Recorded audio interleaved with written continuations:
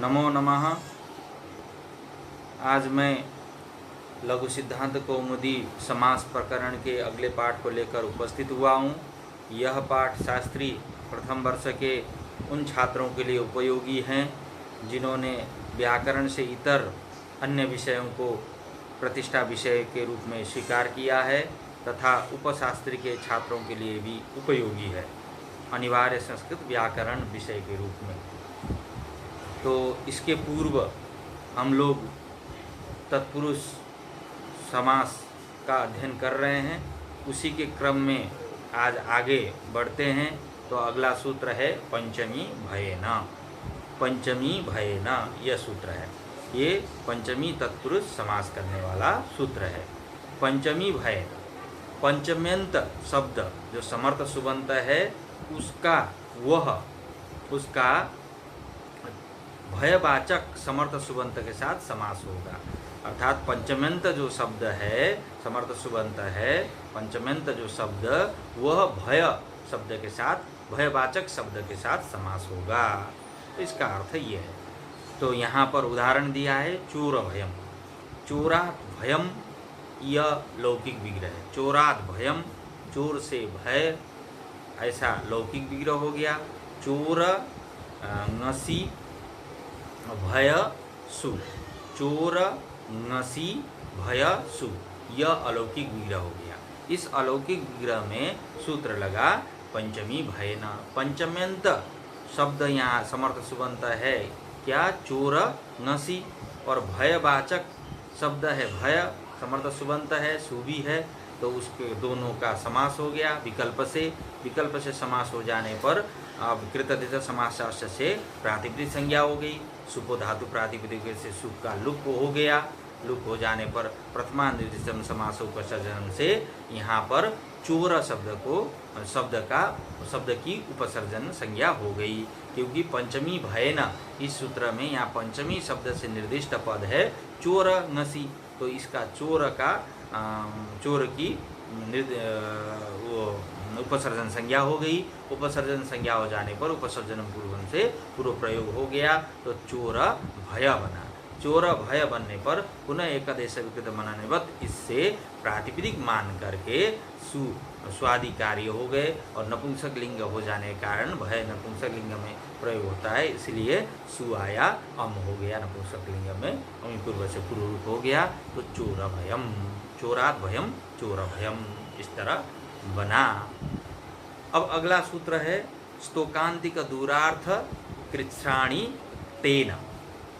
स्तोकांतिक दूरार्थ कृच्छ्राणि तेन। स्तोक अर्थ वाला, अंतिक अर्थ वाला और दूर अर्थ वाले जो शब्द हैं और कृच्छ शब्द, ये चार शब्दों का अक्त प्रत्यांत जो समर्थ सुबंत है, अक्त प्रत्यय से निष्पन्न जो समर्थ सुबंत है उसके साथ समास होंगे ये जो शब्द है। अर्थात स्तोक अर्थात कम अर्थ वाले जो शब्द हैं उनका, और अंतिक नज़दीक समीप अर्थ वाले जो शब्द हैं उनका, और दूर अर्थ वाले जो शब्द हैं उनका, और कृच्छ कष्टकारक अर्थ वाला, यहाँ कृच्छ शब्द ही लिया है, कष्ट अर्थ होता है। कृच्छ शब्द का अक्त प्रत्यांत वाले जो समर्थ सुबंत है उसके साथ विकल्प से समास होगा। तो ये सूत्र है समास करने वाला इन अर्थों में। तो ये भी अब आगे सूत्र है पंचम्या स्तोकादिभ्य। यह सूत्र जब हम समास करने के बाद सुपो धातु प्रातिपदिक से जब सुप का लुप करते हैं तो उसको निषेध करता है, अर्थात केवल पंचमी को, अन्य को तो लुप कर देता है, वो पंचमी को निषेध करने के लिए ये सूत्र है पंचम्या स्तोकादिभ्य। तो ये कहता है अलुप उत्तर पदे, उत्तर पद होने पर, उत्तर पद पूर्व पर होने पर, उत्तर पद पर होने पर पंचमी विभक्ति अलुप होती है। अर्थात पंचमी विभक्ति से परे जो सु है मतलब ङसी है उसका लुक नहीं होगा। पंचमी विभक्ति से परे जो सुप है उसका लुक नहीं होगा। तो ये निषेध कर देता है। तो आगे उदाहरण है इसका स्तोकान मुक्तः। स्तोकात मुक्त ये लौकिक विग्रह हो गया। स्तोक ङसी मुक्त सु ये अलौकिक विग्रह हो गया। स्तोक ङसी मुक्त सु ये अलौकिक विग्रह हो गया। तो इस अलौकिक विग्रह में सूत्र लगा स्तोकांतिक दूरार्थ कृच्छ्राणि तेन, ये सूत्र लगा। अब यहाँ सूत्र ये घटाएंगे तो ये कहता है स्तोक अर्थ वाले, अंतिक अर्थ वाले और दूर अर्थ वाले और कृच्छ शब्द अक्त प्रत्यांत वाले जो समर्थ सुबंत है उसके साथ विकल्प से समास होते हैं, इन शब्दों का समास होता है। तो यहाँ पर क्या है, ये स्तोक कम अर्थ वाला है। स्तोक अर्थ वाला शब्द स्तोक ही यहाँ प्रयोग किया है। तो अक्त प्रत्यांत वाला समर्थ सुबंत है मुक्त, तो मुक्त समर्थ सुबंत जो मुक्त से सु है उसके साथ स्तोक ङसी का समास हो गया। समास हो जाने पर कृततेज समासाश्रय से प्रातिपदिक संज्ञा कर ली गई। प्रातिपदिक संज्ञा करने पर सुपो धातु प्रातिपदिक से सुप का लुक प्राप्त हुआ। तो सुप का लुक प्राप्त हुआ तो मुक्त के बाद जो सु आया उसका तो लुक हो गया, लेकिन स्तोक के बाद जो ङसी है उसका लुक नहीं हुआ। क्यों नहीं हुआ, तो ये सूत्र ने निश्चित किया पंचम्या स्तोकादिभ्य। तो पंचमी विभक्ति का अलुक हो, उत्तर पद पर है क्या मुक्त, तो इसलिए ये पंचमी विभक्ति का अलुक हो गया। अलुक अर्थात लुक नहीं हुआ। तो स्तोक ङसी मुक्त ये स्थिति बनी। मुक्त के बाद जो सु है उसका तो लुक हो गया, लेकिन स्तोक के बाद जो ङसी है उसका लुक नहीं हुआ। तो स्तोक ङसी मुक्त, ऐसी स्थिति में अब ङसी के स्थान पर टांग सिंह सामीनास्या इस सूत्र से आत कर लिया। आत करने पर सवर्ण दीर्घ हो गया। तो स्तोकात मुक्त ये स्थिति बनी। स्तोकात मुक्त ये बनने पर यरोनुनासिक अनुनासिक हुआ। इस सूत्र से त क अनुनासिक हो गया। अनुनासिक हो जाने पर न बना, पर सवर्ण अनुनासिक होकर न बना, तो स्तोकान मुक्त ये बना। स्तोकान मुक्त ये शब्द बनने पर अब यहाँ पर एकादेश विकल्पवत इस परिभाषा से हम प्रातिपदिक मान करके फिर विभक्ति कार्य की, अर्थात सुआदि प्रत्यय की उत्पत्ति हो गई। तो सु आया और तो विसर्ग हो गया, स्तोकान मुक्त ये बना। इसमें ये ध्यान रखना है कि पंचमी विभक्ति का अलुक हुआ है। पंचम्या स्तोकादिभ्य इस सूत्र के द्वारा मुक्त के बाद जो सु है उसका तो लुक हो गया सुप धातु प्रातिपदिक से। तो स्तोकान मुक्त ये एक उदाहरण है। दूसरा उदाहरण है अंतिकाद आगत। अंतिकात आगत नजदीक से, समीप से आया हुआ, ऐसे अर्थ में अंतिक ङसी आगत सु ये अलौकिक विग्रह हो गया। अंतिक ङसी आगत सु ये अलौकिक विग्रह हो गया। इस अलौकिक विग्रह में स्तोकांतिक दूरार्थ कृच्छ्राणि अक्तेन इस सूत्र के द्वारा समास हो गया। यहाँ अक्त प्रत्यांत वाले शब्द हो गया आगत सु, और यहाँ स्तोक अंतिक, अंतिक अर्थ वाला अर्थात अंतिक शब्द ही यहाँ है। तो अंतिक ङसी, तो उसके दोनों के साथ विकल्प से समास हो गया। समास हो जाने पर कृततेज समासा से प्रातिपदिक संज्ञा हो गई। फिर सुप धातु प्रातिपदिक से सुप का लुक प्राप्त हो गया। तो यहाँ पर स्तोकादिभ्य पंचम्या स्तोकादिभ्य इस सूत्र के द्वारा पंचमी का अलुक हो गया। तो अंतिक ङसी आगत हुआ। आगत के बाद जो सु है उसका तो लुक हो गया। तो ङसी के स्थान पर पूर्ववत टांग सिंह सामीनास्या इस सूत्र से आत हो गया। आत हो जाने पर सवर्ण दीर्घ हो गया। तो अंतिकात आगत ये बना। अंतिकात आगत बनने पर त के स्थान पर झलाम जसंत से जस्त होकर द हो गया। तो अंतिकाद आगत, द जाके आ में मिला, अंतिकादागत ये पद बना। अंतिकादागत ये बनने पर इसको प्रातिपदिक मान करके फिर विभक्ति कार्य कर लिया गया। सु आया, ऋत विसर्ग हो गया। तो अंतिकादागत यह उदाहरण दूसरा हो गया। तीसरा उदाहरण है अभ्यासादागत। अभ्यासात आगत ये भी नज़दीक से ही आया हुआ। अभ्यास शब्द भी नज़दीक अंतिक अर्थ वाले शब्द है, इसलिए अभ्यास ङसी आगत सु ये पूर्ववत उसी तरह समास होंगे और अलुक होगा। पंचम्या स्तोकादिभ्य इसके द्वारा फिर टांग सिंह सामीना से आत होकर अभ्यासात आगत बना। फिर त को जस्त होकर सवर्ण मतलब वर्ण मेलन कर देने पर अभ्यासादागत ये बना। फिर आगे प्रातिपदिक मानकर विभक्ति कार्य अभ्यासादागत यह रूप बना। दूसरा है दूराद आगत। दूरात आगत ये लौकिक विग्रह है, और दूर ngसी आगत सु, दूर ngसी आगत सु। तो इस अलौकिक विग्रह में समास हो गया। यहाँ भी दूर अर्थ वाला दूर खुद ही शब्द है, तो समास हो गया। समास हो जाने पर प्रातिपदिक संज्ञा सुख का अलुक हो गया पंचमी का, पंचमी अस्तोकादिव्य इसके द्वारा। तो दूर ngसी था, ngसी के स्थान पर आत हो गया, और आत हो जाने पर सवर्ण दीर्घ हो गया, तो दूरात आगत बना। दूरात आगत बनने पर जस्त हो गया, द हुआ वर्ण मेलन, दूराद आगत पुनः प्रातिपदिक मानकर स्वादिकार्य हो गए, तो दूराद आगत ये बना। और दूसरा उदाहरण है कृच्छ्रादागत, कृच्छ्रात आगत, कष्ट से आया। तो यहाँ कृच्छ शब्द सूत्र में ही बताया है, कृच्छ शब्द, तो कृच्छ ngसी आगत सु, कृच्छ ngसी आगत सु। ये अलौकिक विग्रह में स्तोकांतिक दूरार्थ कृच्छ्राणि तेन इस सूत्र के द्वारा समास हो गया। अक्त प्रत्यांत वाला समर्थ सुबंत है यहाँ आगत सु, और कृच्छ शब्द है प्राकृतिक पंचम्यंत पद है ngसी वाला कृच्छ ngसी, तो इसके साथ समास हो गया। समास हो जाने पर सुपधातु प्रातिपदिक सुख का लोप प्राप्त था, लेकिन पंचमी का अलुक हो गया। पंचम्या स्तोकादिभ्य इस सूत्र के द्वारा तो अलुक हो गया, और फिर आत हो गया, सवर्ण दीर्घ हो गया, तो कृच्छ्रात आगत जस्त हो गया, कृच्छ्रादागत यह पद बना। अब प्रातिपदिक हो जाने पर आगे विभक्ति कार्य होकर कृच्छ्रादागत ये बना है।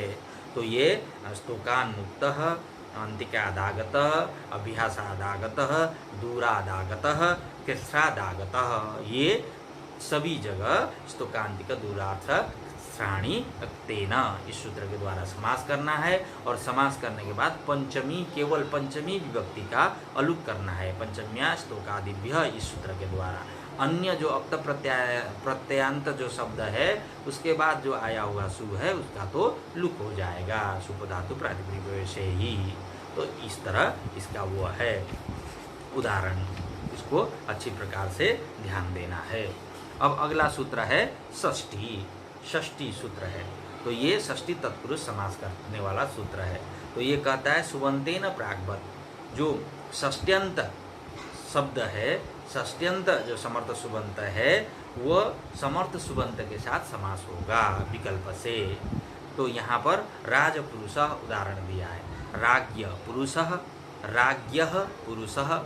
तो राज्ञः पुरुष, यहाँ राज्ञः षष्ठी का रूप है राजन शब्द का। तो राजन्नस, क्योंकि शब्द क्या है राजन है, राजन्नस पुरुष सु, राजन्नस पुरुष सु, ये अलौकिक विग्रह हो गया। लौकिक विग्रह क्या था राज्ञः पुरुषः, और अलौकिक विग्रह हो गया राजन्नस पुरुष सु। ये अलौकिक, इस अलौकिक विग्रह में सूत्र लगा षष्ठी, षष्ट्यंत समर्थ सुबंत हो गया राजन्नस, और समर्थ सुबंत वाला दूसरा शब्द हो गया पुरुष सु। तो दोनों का समास हो गया विकल्प से। समास हो जाने पर कृतज्ञ समास से प्रातिपदिक संज्ञा हो गई, और सुपधातु प्रातिपदिक से दोनों का लुक हो गया।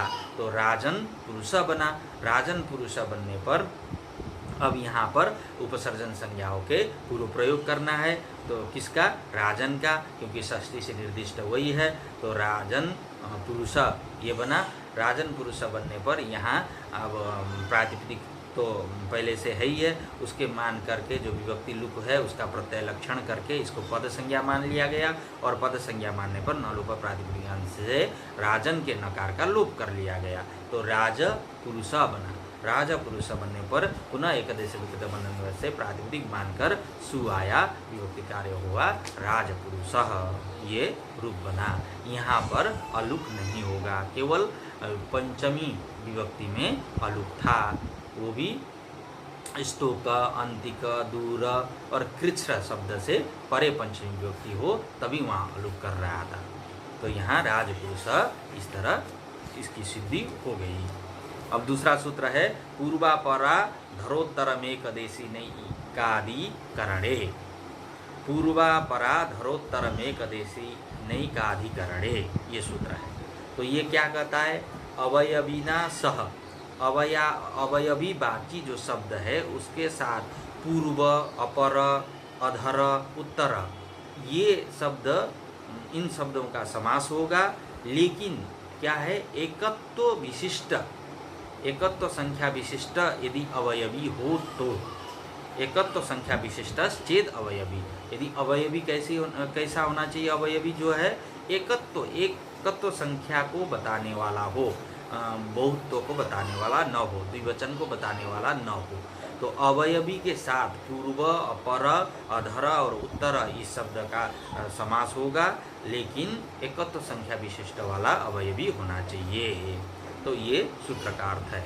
अब ये षष्ठी समास को बांध करके ये समास करता है। तो इसका उदाहरण है पूर्वकाय, पूर्वम कायस्य, शरीर के अगला भाग, पूर्वम कायस्य ये लौकिक विग्रह हो गया, काय नस पूर्व सु, काय नस पूर्व सु। लौकिक विग्रह क्या था, पूर्वम कायस्य, और अलौकिक विग्रह है काय नस पूर्व सु।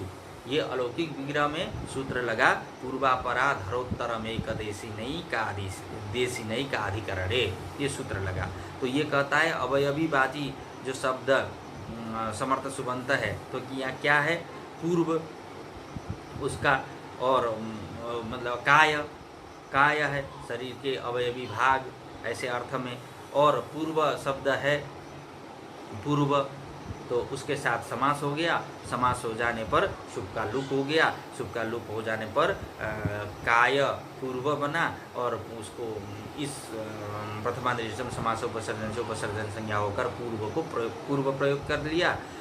तो पूर्व काय बना, पूर्व काय बनने पर प्रातिपदिक संज्ञा करके सु इत्यादि आए, तो पूर्व काय। तो ये अवयवी वाचक शब्द हो गया कि शरीर के एक भाग, ऐसा अर्थ है। तो इस तरह पूर्वकाय, ये अपरकाय, इसमें भी अपरम कायस्य, अपरम कायस्य शरीर के दूसरा भाग, ऐसे वो करने पर अलौकिक विग्रह, लौकिक विग्रह में काय नस अपर सु, इसमें अलौकिक विग्रह होकर अब अलौकिक विग्रह में इस सूत्र से समास हो गया। समास हो जाने पर प्रातिपदिक संज्ञा, शुभ का लोप और अपर का उपसर्जन संज्ञा होकर पूर्व प्रयोग, तो ऊपर अपर काय ये बना, अपर काय बनने पर आगे विभक्ति कार्य प्रातिपदिक मानकर अपर काय। अब यहाँ पर प्रश्न करते हैं कि एकाधिकरणे ये सूत्र में कहा है, अर्थात जो अवयवी है वो एकत्व संख्या विशिष्ट होना चाहिए, अर्थात एकत्व संख्या को बताने वाला अवयवी होना चाहिए। तो यहाँ कहते हैं कि एकाधिकरणे किम, एकाधिकरण क्यों कहा गया, एकत्व संख्या को बताने वाला अवयवी क्यों कहना है, मत कहिए। ये नहीं भी कहेंगे तो आपके पूर्व काय, अपर काय ये इत्यादि रूप सिद्ध होंगे। तो कहते हैं ये इसका कहने का तात्पर्य ये है कि बहुत तो संख्या बताने वाला, अर्थात बहुवचन वाला कोई शब्द हो तो वहाँ पर नहीं होगा, उसको निषेध करने के लिए, रोकने के लिए। नहीं तो यहाँ पूर्वज छात्राणाम, इसमें यहाँ छात्र आम है, ठीक है ना, पूर्व छात्र आम पूर्व सु, ऐसे हम अलौकिक यदि विग्रह करेंगे तो यहाँ भी समास होकर ये पूर्व छात्र इत्यादि रूप बनने लगेगा। तो उसको निषेध करने के लिए कि ये बहुत संख्या बताने वाला है, बहुवचन में है छात्राणाम, इसलिए इसका समास नहीं हुआ। अब सूत्र में एकाधिकरण ग्रहण करने का यही तात्पर्य है। अब अगला सूत्र है अर्धम नपुंसकम, यह भी तत्पुरुष समास करने वाला सूत्र है। तो समांसवाच्यर्ध शब्दों नित्यम क्लीवे सप्राग्वत, समांसवाच्य सम बराबर, बराबर मतलब आधा भाग, ठीक आधा भाग ऐसा बताने वाला जो अर्ध शब्द हो वो नित्य नपुंसक लिंग में प्रयोग होता हो तो उसको, उसका समर्थ सुबंत के साथ समास होगा। और वो भी क्या है कि एकत्व संख्या बताने वाला होगा, तब पूर्व से अनुवृत्ति आ जाएगी एकाधिकरणे, इसकी अनुवृत्ति। तो इसका अर्थ यही हुआ कि बराबर संख्या, अर्थात आधा, ठीक आधा भाग बताने वाला जो अर्ध शब्द है वो नित्य स्त्रीलिंग नपुंसक लिंग में प्रयुक्त होता हो तो उस शब्द का समास समर्थ सुबंत के साथ समास होगा। तो यहाँ पर अर्धम पिपल्या ये उदाहरण है, अर्ध पिपली ये उदाहरण है। तो अर्धम पिपल्या, तो पिपली नस अर्धसु, पिप्पली ङस अर्धसु, ऐसे अलौकिक विग्रह में ये अर्ध शब्द यहाँ बराबर पिप्पली के ठीक आधा भाग ऐसा बताने वाला शब्द है।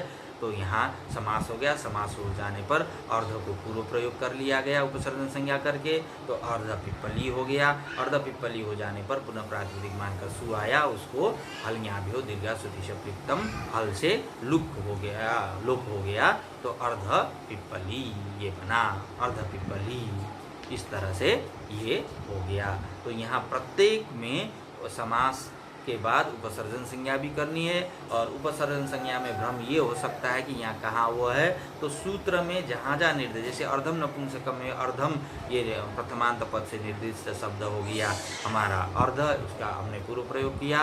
और पूर्ववत उसी तरह पूर्वपरा में भी उसमें प्रथमांत निर्दिष्ट है, पूर्व, अपर, अधर, उत्तर, इन शब्दों का पूर्व प्रयोग करेंगे हम उपसर्जन संज्ञा करके। तो इस प्रकार से ये पूरे उदाहरणों को अच्छी प्रकार से ध्यान देंगे और अभ्यास भी करेंगे।